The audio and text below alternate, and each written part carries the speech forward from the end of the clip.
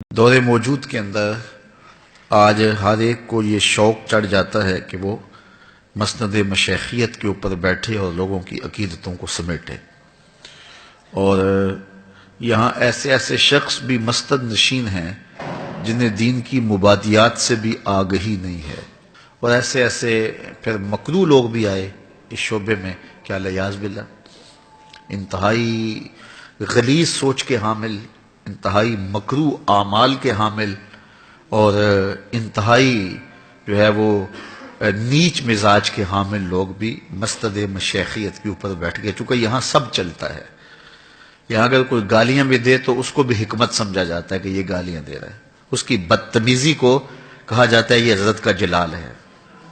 تو جبکہ اسلام نے تو ہمیں قیامت کے دن جب نامہ اعمال پہ عمل رکھے جائیں گے تو سب سے زیادہ وزن جس عمل کا ہوگا وہ حسن اخلاق کا ہوگا، شریعت ہمیں یہ بتاتی ہے، اور یہاں اس کو جلال کا نام دے کر کے اس کے لیے جواز قائم کر لیا جاتا ہے۔ پھر وہ گالیاں بھی بکے تو وہ گالیوں کے اندر بھی کہا جاتا ہے کہ ان میں بھی فیض ہے، گالیوں میں بھی فیض ہے۔ فیض تو قرآن میں ہے، فیض تو رسول اللہ کے فرمان میں ہے، فیض تو شریعت بیضا کی پابندی میں ہے، لیکن وہاں بھی گمان کر لیا اور اس پہ اعتقاد پختہ ہو گیا، اور پھر یہاں جو بھی ہے چلتا ہے۔ تو یہ ایک دردناک صورتحال ہے جس سے لوگ اللہ رسول سے دور ہو گئے۔ حضرت سیدنا غوث اعظم رضی اللہ تعالیٰ عنہ نے اس حوالے سے ایک ضابطہ دیا ہے، اور وہ 12 چیزوں پر مشتمل ہے۔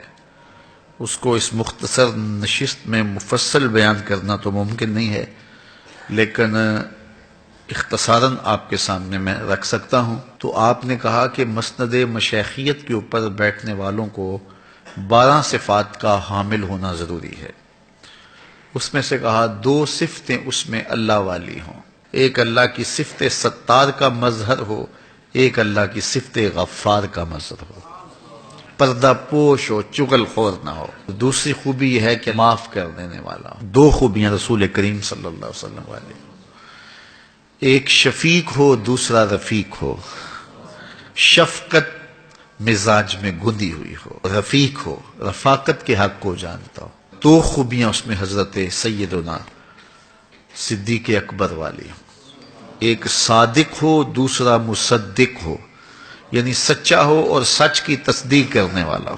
2 خوبیاں حضرت عمر رضی اللہ تعالی عنہ والے ہوں، ایک امر بالمعروف کرے، دوسرا نہی عن المنکر کرے، برائی سے منع کرنے والا اور نیکی کا حکم دینے والا۔ 2 خوبیاں حضرت عثمان غنی والی ہوں، رات کو تلاوت کرے، صبح اٹھ کے سخاوت کرے، شب زندہ دار ہو اور دن کو سخاوت کریں۔ حضرت غوث اعظم رضی اللہ تعالیٰ عنہ ایک مقام پہ فرماتے ہیں آدھا فقر بھوکوں کو کھانا کھلانا ہے اور ننگوں کو لباس دینا ہے، آدھی فقیری یہ ہے۔ 2 خوبیاں حضرت سیدنا علی المرتضی والی ہیں، ایک عالم ہو، دوسرا بہادر ہو۔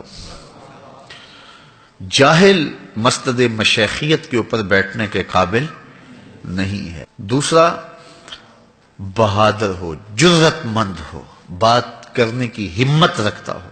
حضرت غوث اعظم رضی اللہ تعالیٰ عنہ فرماتے ہیں اگر ان 12 خوبیوں کا حامل ہے تو وہ اس قابل ہے کہ وہ مسند مشیخیت کے اوپر بیٹھے۔ اب میں اور آپ دیکھیں کہ دور موجود کے اندر ایسے ایسے بدبخت لوگ ہیں، اور لوگ ان سے اپنی عقیدتیں وابستہ کیے ہوئے ہیں۔ یہ روز سوشل میڈیا پہ اور اخبارات میں اور مختلف ٹی وی چینلز پہ کوئی نہ کوئی جو ہے وہ کہانی ہمارے سامنے آتی ہے، اور لوگ پھر ہمیں فون کرتے ہیں جناب اس کے بارے میں کچھ بیان کیجئے۔ میں نے کہا ہم نے تو اللہ رسول کا بتلایا ہوا معیار دیا، ایمان اور تقوی، اور ہمارے بزرگوں نے پھر اس کو کھول کھول کے بیان کیا، اور حضرت غوث اعظم نے تو کتنی کشادگی کے ساتھ ایمان اور تقوی کی تشریحات کر دی ہیں۔ لوگوں کی عقیدتیں جب لوگوں سے وابستہ ہوتی ہیں تو اس میں جب اندھا پن آتا ہے تو اس نے بہت سارا جو ہے وہ نقصان کیا ہے۔ اس لیے جاگتی آنکھوں سے زندگی گزاریے گا، اور کسی شخص کو رہبر دل بنانا ہے تو پھر اتنی جلدی تو دل کا سودا نہیں کر دینا چاہیے، اس کو ہر طرح سے پرکھنا چاہیے اور غور و تدبر کرنا چاہیے۔ ایک پلاٹ خریدنا ہو تو کتنی محنت کرنی پڑتی ہے اور کس قدر آپ دیکھتے ہیں کہ اس کے کیا فوائد اور کیا نقصان ہے، ہر پہلو سے دیکھتے ہیں. تو انسانی زندگی میں سب سے اہم چیز تو اس کا دل ہی ہے نا. تو دل کا سودا بس ایسے کسی کے کہنے پہ نہیں کر دینا.